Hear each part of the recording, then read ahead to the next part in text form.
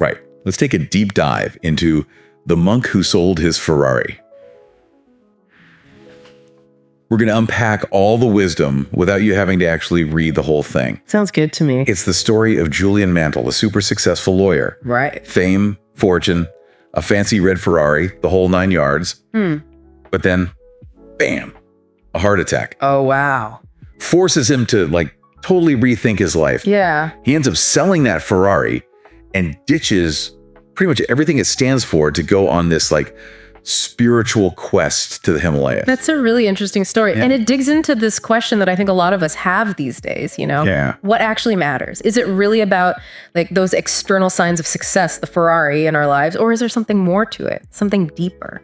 So before we get into the nitty gritty, I'm just curious. Yeah. What was your first reaction when you heard about this high-powered lawyer finding enlightenment in the Himalayas? Right. Did it feel a little cliche or were you immediately hooked? I'll be honest. When I first saw the title, I was a little skeptical. Really? Yeah, but then I started reading it and I was kind of blown away by how relevant the message still is. I mean, it was published decades ago, but Julian's journey really is a powerful metaphor for that, self-discovery that so many people are looking for these days, especially in our crazy fast-paced world. It's like everyone's searching for that pause button. Yeah. That chance to step off the treadmill and really figure out what's important, Absolutely. And the book kind of digs into that through this idea of finding your true purpose, right? Exactly.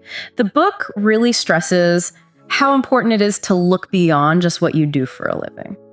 To truly connect with your values and the things that really get you fired up. Great. So it's not just about finding a job you love. It's more about figuring out what makes you tick on a deeper level. Yeah. Say, for example, you're working in this high-paying job.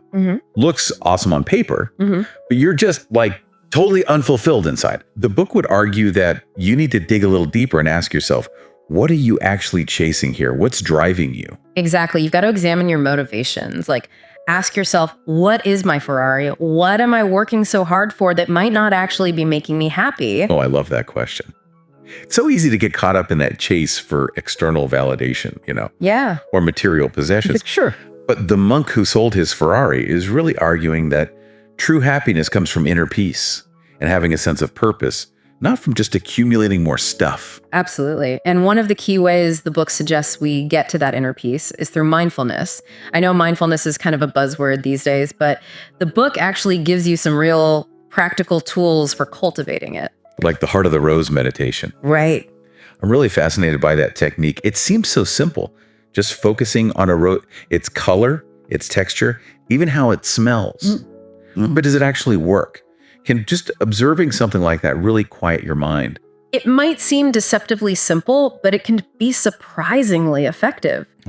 The idea is that by focusing all your attention on one thing, you're basically training your mind to be present in the moment. You're letting go of all those racing thoughts and anxieties, and just being right there in that moment. It's almost like hitting pause on all the mental chatter we're constantly bombarded with, right? Yeah. I can definitely see how that would be beneficial, especially for people who are feeling overwhelmed with everything that's going on in their lives. It's definitely a skill you can practice anywhere. Yeah. Anytime, really. Whether you're waiting in line, commuting to work, or even just taking a walk, you can bring that same kind of awareness to whatever you're doing. And the more you do it, the easier it gets to quiet those distractions and actually feel that inner peace. That's awesome. Yeah. And that kind of leads us into another big idea in the book, self-mastery. It's not just about calming your mind. It's about actually taking control, shaping yourself, your habits, and ultimately your destiny, Okay, but that's where I start to get a little hesitant. Self-mastery sounds great in theory, but it can also feel a little intimidating, Yeah, I get that. Where do you even begin? Right. Are we talking strict routines and hardcore discipline? Well, the book actually addresses that directly. It's not about becoming some kind of superhuman or anything. Okay. It's more about setting clear, actionable goals, not just vague ideas, but specific steps you can actually take. Did you give us an example? How does Julian approach this in the book? I think that would be really helpful for our listener. Sure. One technique he talks about is visualization. Oh, yeah, I've heard of that. So he basically creates these vivid mental pictures of himself achieving his goals, like really experiencing those emotions and rewards. Wow. It's like mental rehearsal for success, training your mind to believe it's possible. So it's not just about willpower or forcing yourself to do things you don't enjoy. It's more about shifting your mindset, creating a mental picture of where you want to be. Exactly. I can see how that would make a huge difference. And the book really emphasizes that self-mastery is a continuous journey. It's not some destination you arrive at and then you're done. Oh, okay. So it's more about the process. Yeah, it's about constantly pushing your limits, challenging those limiting beliefs, and seeking growth in all areas of your life. So instead of getting discouraged by setbacks, you kind of view them as opportunities to learn and adjust your approach. Right, exactly. I like that. Now, let's switch gears for a second and talk about something else that's really fascinating in the book, the power of stories. Oh, yeah. The stories. The monk who sold his Ferrari is full of these really captivating parables that illustrate the book's main principles. They're great. Each one is like this little puzzle box of wisdom, offering these profound lessons, but in a way that's really memorable and engaging. It's true. It's not just some dry philosophical lecture. These stories really bring the ideas to life. For sure. There's the Garden of Enlightenment, where every plant symbolizes a different aspect of personal growth. Yeah. And then there's the Tale of Two Monks, which teaches us about letting go of all those unnecessary burdens we carry around. And of course, who could forget the Lamp of Leadership and the story of the empty boat. Right. And these stories, they're more than just entertaining anecdotes. Yeah, they're really thought-provoking. They act as metaphors for these common human experiences and challenges. They help us understand these complex philosophical ideas and actually apply them to our own lives. So out of all those stories, is there one that really stands out to you? The Tale of Two Monks has always stuck with me. It's a pretty simple story, but with a really profound message about letting go, which I think is something we can all relate to. I agree. And I think it's especially relevant to all the pressures and expectations we face in today's world. Absolutely. I think our listeners would really benefit from breaking that one down a bit. Yeah, let's do it. So the story goes like this. Two monks are walking along a road when they come across a woman who's struggling to cross a river. Now, these monks have taken vows of celibacy, so they're not supposed to touch women. Oh, wow. Okay. But one monk, without any hesitation, just picks up the woman and carries her across the river. Really? Yeah. And the other monk is totally shocked.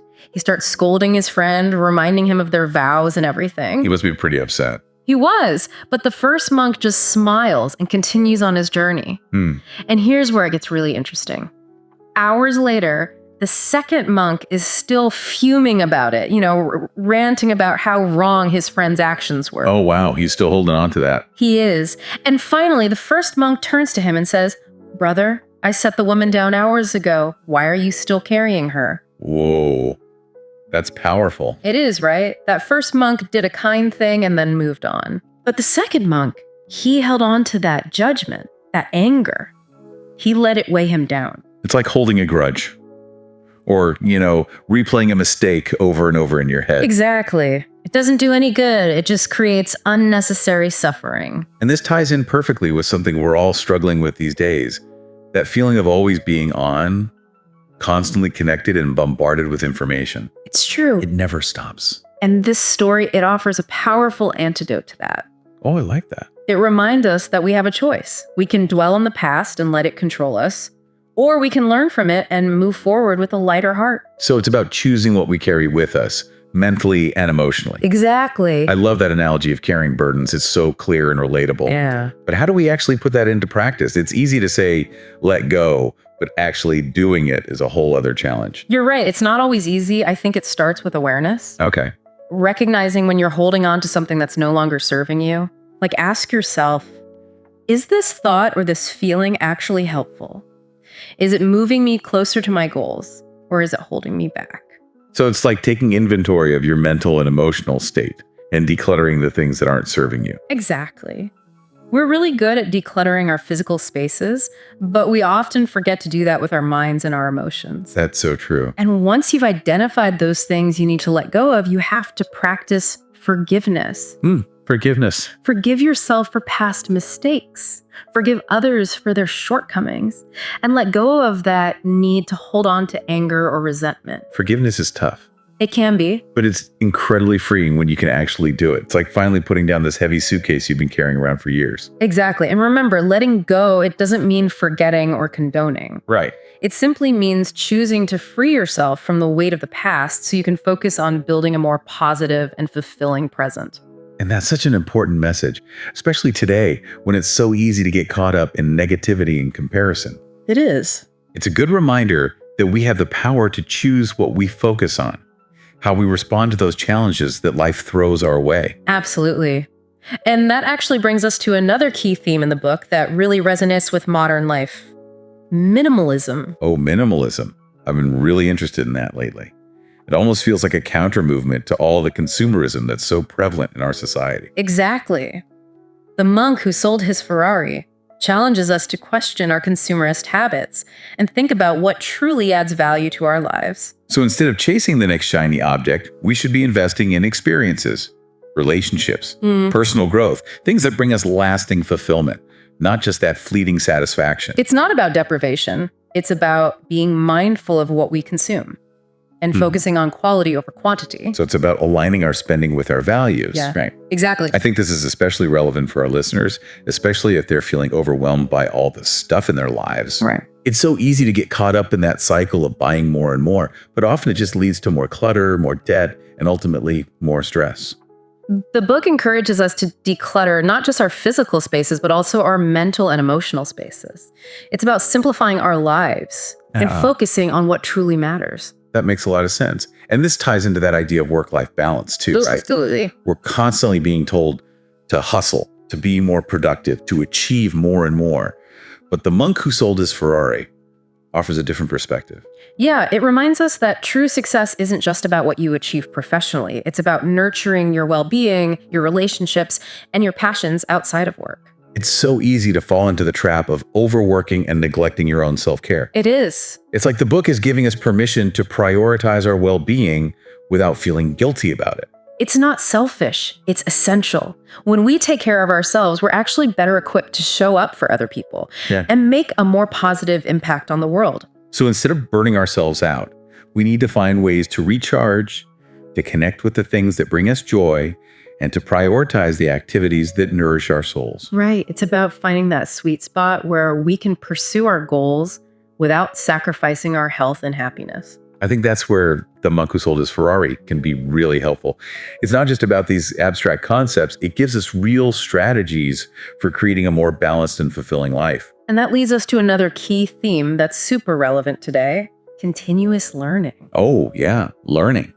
With technology changing so rapidly, it's easy to feel like you're constantly trying to catch up. It is. But the book really encourages us to embrace that constant evolution and become lifelong learners. Okay. Julian's journey highlights how important it is to be curious, to seek out new knowledge, and to adapt to change. It's about developing a growth mindset and viewing those challenges as opportunities for learning. So instead of being overwhelmed by all the change happening around us, we should see it as an exciting adventure. Exactly. And it's not just about acquiring knowledge for the sake of it. Right. It's about actually using what we learn to improve our lives and the lives of those around us. It's like we're taking all those ingredients we've gathered from our learning adventures and creating something delicious to share with the world. Exactly. And just like a good recipe, personal growth requires constant tweaking and experimentation. There's no one-size-fits-all approach. It's about finding what works for you and constantly adapting as you grow and evolve. So the big question is, how can our listeners actually take all these principles and apply them to their own lives? Right. We've covered a lot today, from self-discovery and mindfulness to minimalism and lifelong learning. Yeah. But how do we bridge that gap between theory and practice? Well, that's the great thing about The Monk Who Sold His Ferrari. It doesn't just throw these big ideas at you and leave you hanging. It actually gives you the tools to start putting them into practice. And it doesn't have to be this huge, overwhelming life makeover. Even small changes, if you do them consistently, can really make a difference. Yeah, I think that's really encouraging for our listeners. Yeah. It's easy to get intimidated by this whole self-improvement thing, but this book reminds us that it's a journey, not a race. Exactly. It's about taking small steps, trying things out, and figuring out what actually works for you. Yeah, maybe you could start by just adding 5 minutes of mindfulness to your morning routine, Or try a simple decluttering exercise. Even just clearing off your desk can make a surprising difference. I've noticed that even little things like taking a walk outside or listening to my favorite music can have a huge impact. Even just unplugging from technology for a little while. It's all about giving yourself permission to recharge. And it's important to remember that there will be setbacks. There will be days when you don't feel like meditating or you slip back into old habits. Oh, for sure. The key is to be kind to yourself. See those setbacks as opportunities to learn and keep moving forward, even if it's just one tiny step at a time. I love that. Progress, not perfection. Yeah. It's all about celebrating those little wins along the way. Even if all you do is declutter one drawer today, that's still a step in the right direction. Absolutely. And you don't have to do this alone. One thing the monk who sold his Ferrari emphasizes is how important it is to have a community. To surround yourself with people who support your growth and inspire you. Yeah, finding your tribe. Yeah. Those people who really get you, who challenge you to be better, and celebrate your wins with you. Exactly. Sharing your journey with other people, whether it's friends, family, or even an online community, can give you that accountability, encouragement, and a sense that you're not in this alone. It's like we're all on this path together, navigating life's ups and downs and learning from each other's experiences. That's a great way to put it. So as we wrap up our deep dive into the monk who sold his Ferrari, we want to leave you with this. If you were to create your own garden of enlightenment, what would it look like? What values would you want to cultivate? What habits would you prune away? What dreams would you nurture so they could reach their full potential? Spend some time thinking about that. Let it really sink in. And remember, you have the power to create a life that's both meaningful and fulfilling. It all starts with that first step. So get out there and plant the seeds of your own transformation. The world is waiting to see you blossom.